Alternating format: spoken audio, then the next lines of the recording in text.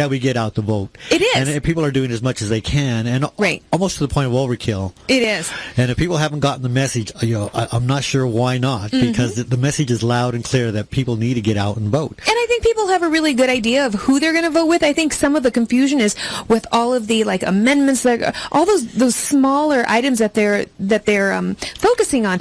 But the candidates, it seems like they're getting pretty desperate, and they're saying just about anything to attack their opponents.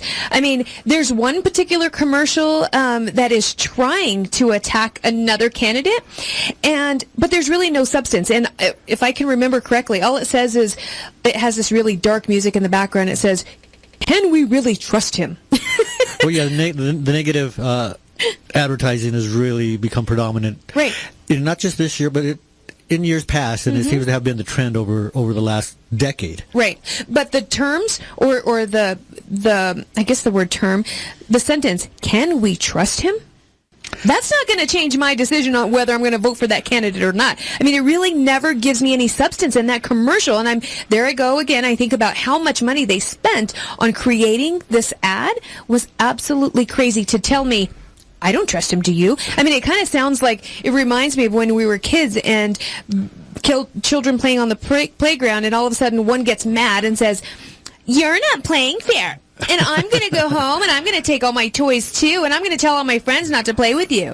I mean, it was really that senseless, but almost childish, you're saying. It is. Well, let's talk to our next guest about some of these type of things. So, Joe, why don't you go ahead and do the honors of introducing our next guest? Well, our next guest is Rhonda Fields. She's a very special person.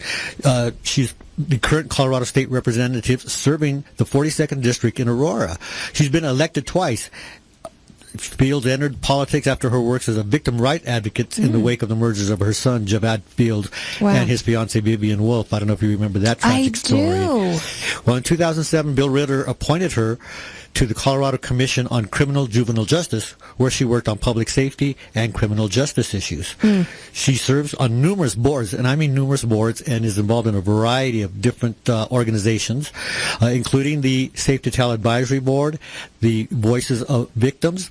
Her professional affiliations include Women in Government, the National Federation of Women Legislatures, the Colorado Black Caucus, the National Council of Negro Women, the Urban League of Denver, Black Women for Political Action, and Alpha Kappa Alpha, a sorority of African American college-educated women. Nice. And in 2011, 5280 magazine ranked Fields 37th on the list of the 50 most powerful people in Denver. Wow. Saying she has gained the type of respect that politicians dream about. And this is true, because she is she's highly respected.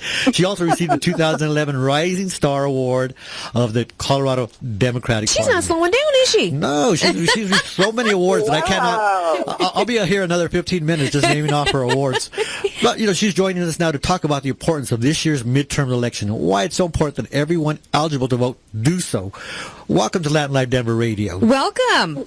Welcome. Thank you so very much for that kind introduction. I had no idea I had done all the things that you had listed down. You're too busy doing those things. I must be somebody. Well, you are. You've done it in such a short amount of time. Less than a decade.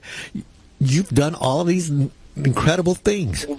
Yeah. And Rhonda, before we actually get started, I just had to throw this in there. It's weighing on my heart that I definitely have to tell you that you're truly an inspiration, and I think your son and his fiancée would be honored, because you are truly honoring them in all the work that you're doing. Thank you so very much. I tell you, they are my guiding angels, and I'm so glad I have the opportunity to talk about our elections, because elections do matter. And even though we're in this midterm election, it's just very important. I heard you talk a little bit about the negative ads and the commercials that are out there, and they're designed to do one simple thing, and that is to design for people to to not be engaged, and just be turned off on it. Well, they sure accomplished that goal with me on some of them. Yes, I think it's important that we all exercise our voice and our right to vote, even if it's a midterm election, because there's just so many at stake for hardworking families. So what are some of the hot button items on the ballot for this election?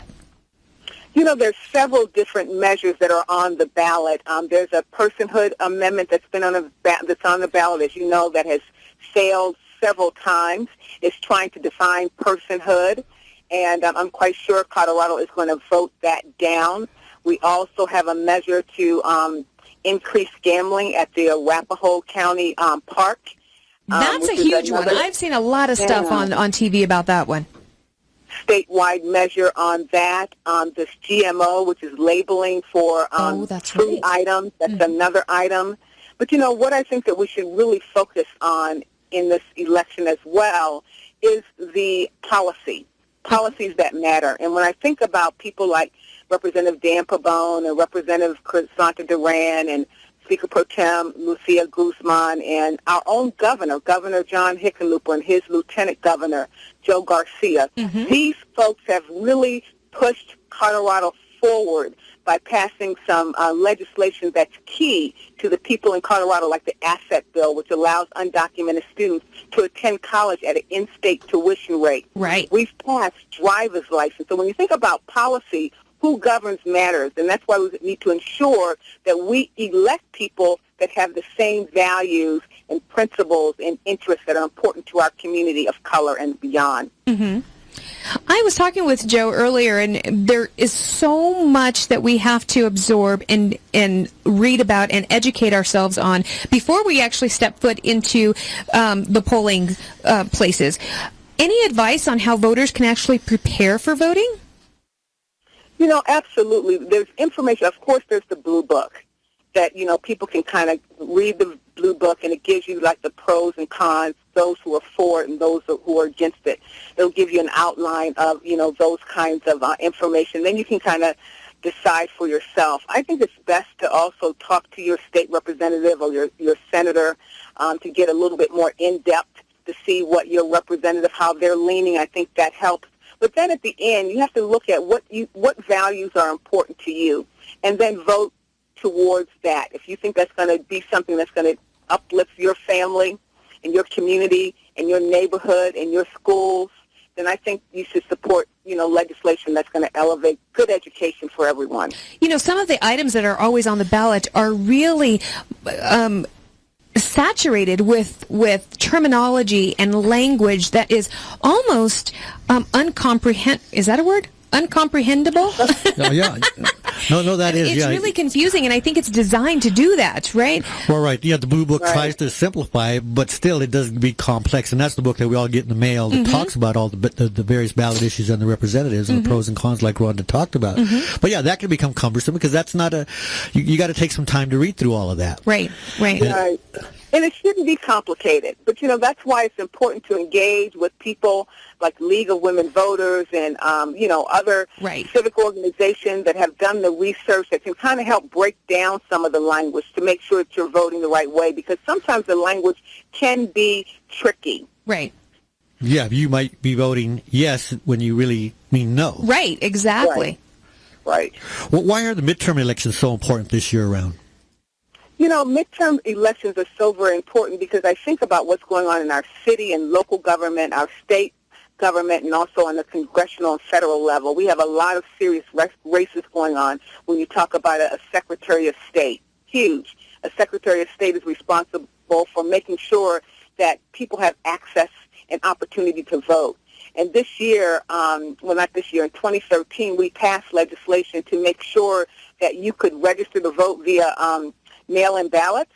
So everyone received a mail-in ballot if you were registered. And then you can also register to vote all the way up to Election Day if you have an ID. So those are creating opportunities in our state where we're giving more opportunities to make sure they can participate in our democracy. So that's good, and I think that's important. So we need to exercise that right because we also have an attorney general that needs to be elected. We have a governor. We have senators. We have state representatives like myself who are on the ballot.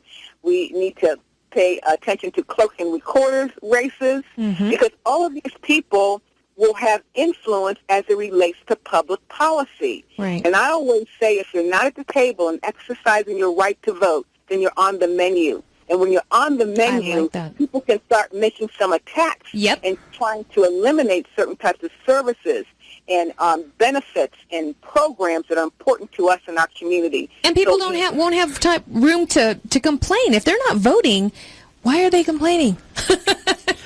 That's right.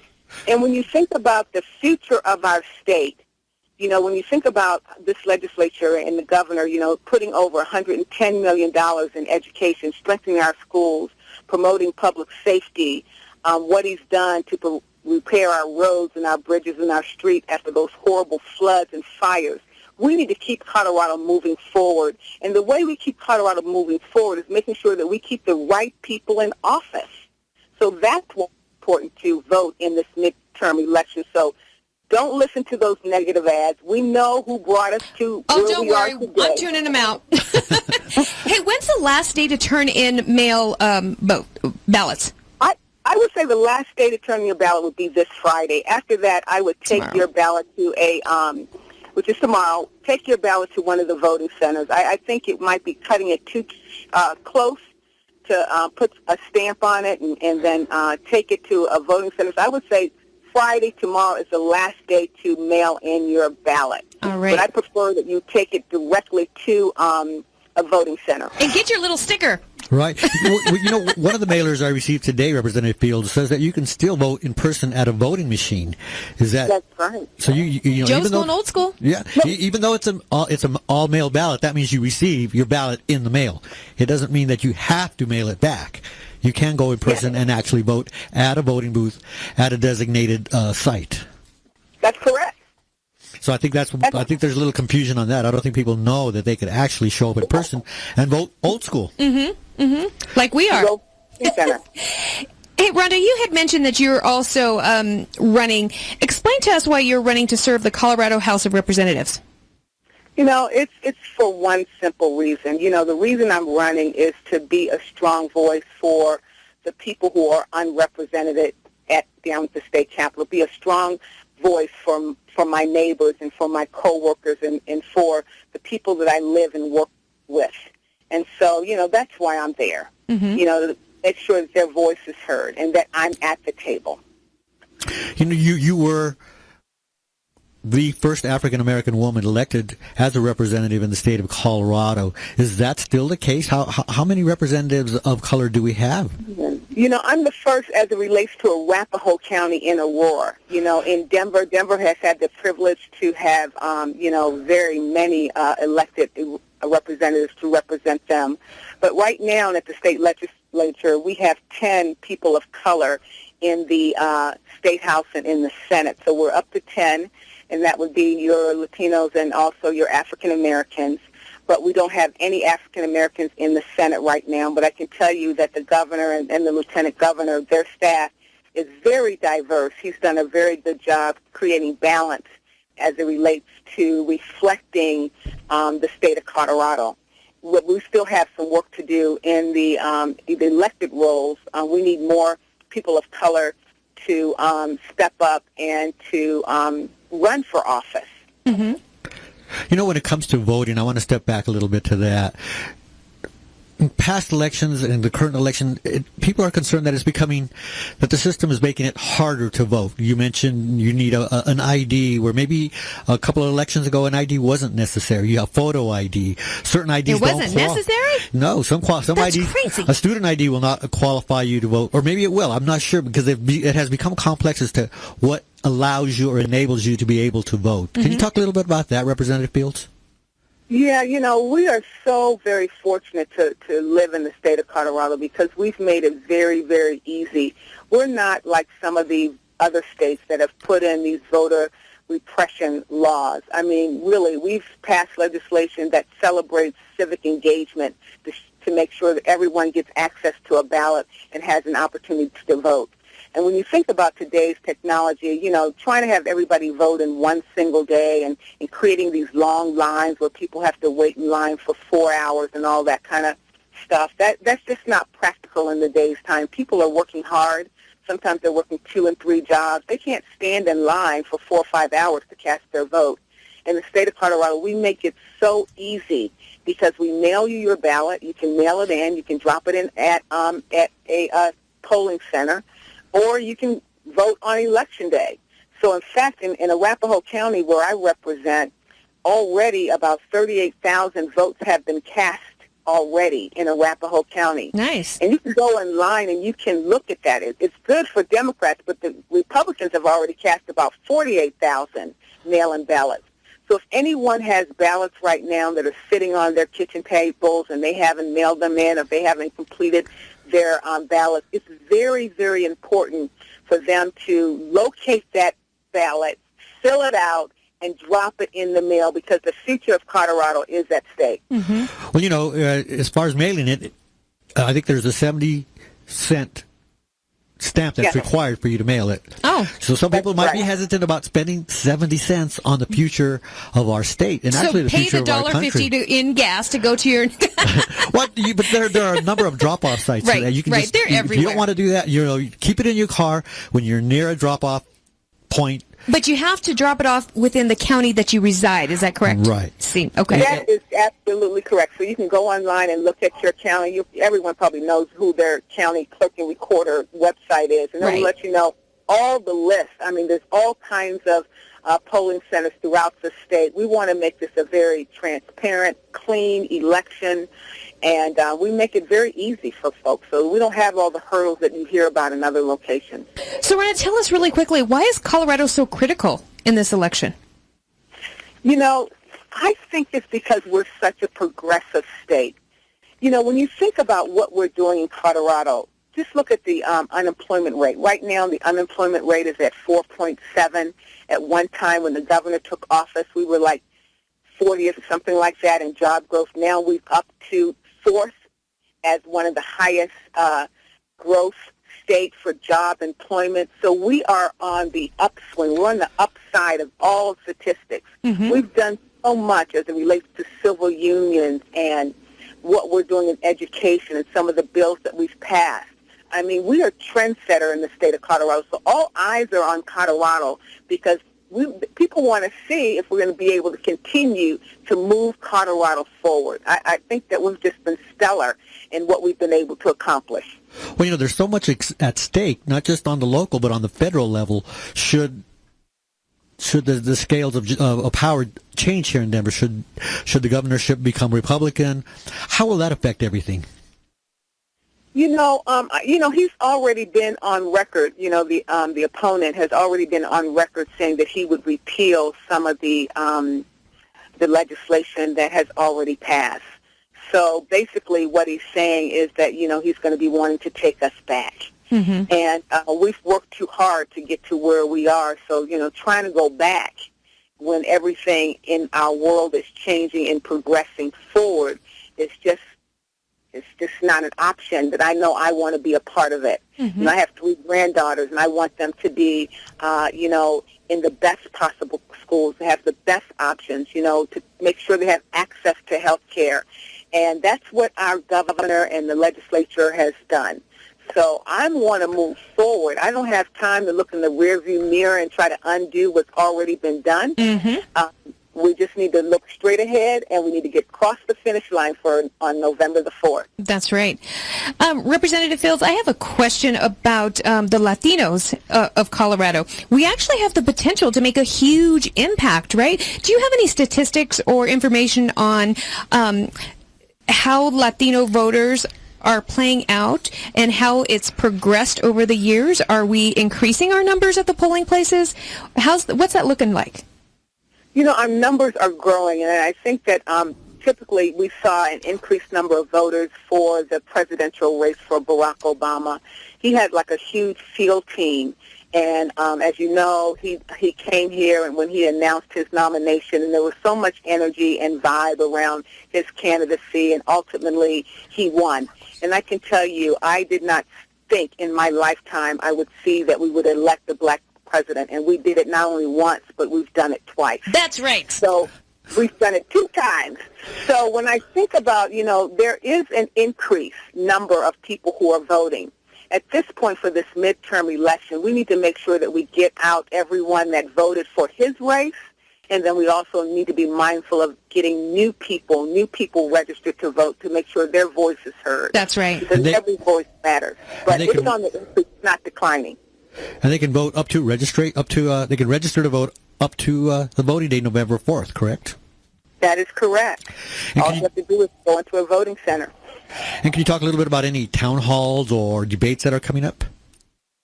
You know, at this point, our focus is on getting out the vote. Personally, I'm not involved in any debates at this point or town hall meetings. I do have a coffee chat that's on November 3rd. That's at Mimi's Cafe at the Award Town Center. But I'm going to be out and about, knocking on doors, making sure that people have turned in their ballot. I'm going to be doing all possible just to get out the vote, asking my neighbors, my cousins, my friends, my colleagues, my co-workers, everyone. That's right. Everybody needs to make sure they vote. It's so very important. It's not about the commercials. It's about the policy, and it's about who governs. That's right. Well, Representative Rhonda Fields, we are out of time, and we'd like to thank you for being on Latin Life Denver Radio. It has been a pleasure chatting with you. You've definitely shed some light on all the issues that are on this ballot, so we thank you so much for helping us out with that.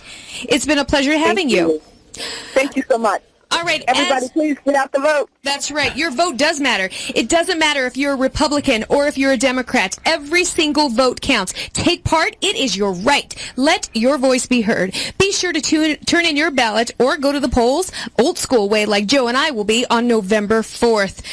We are just about out of time, and it is Halloween season. It's right here. It's in our face. There's so much going on in the Mile High City. There's parties, costume contests, Dia de los Muertos celebrations everywhere. That. It's all going on. Check out LatinLifeDenver.com to help plan your weekend. That just about does it for us tonight. It has been a fantastic show, very educational, and I'd like to thank you for listening. Hasta la vista, and hey, it was good to be with you again, Leanna. It was fantastic. All right, until next time, have a safe Halloween. Good night, and God bless. You are listening to Latin Life Denver, proud partner of MSC Radio Networks, from 6 to 7 p.m. Mountain Time, only on KZKO, The Vibe.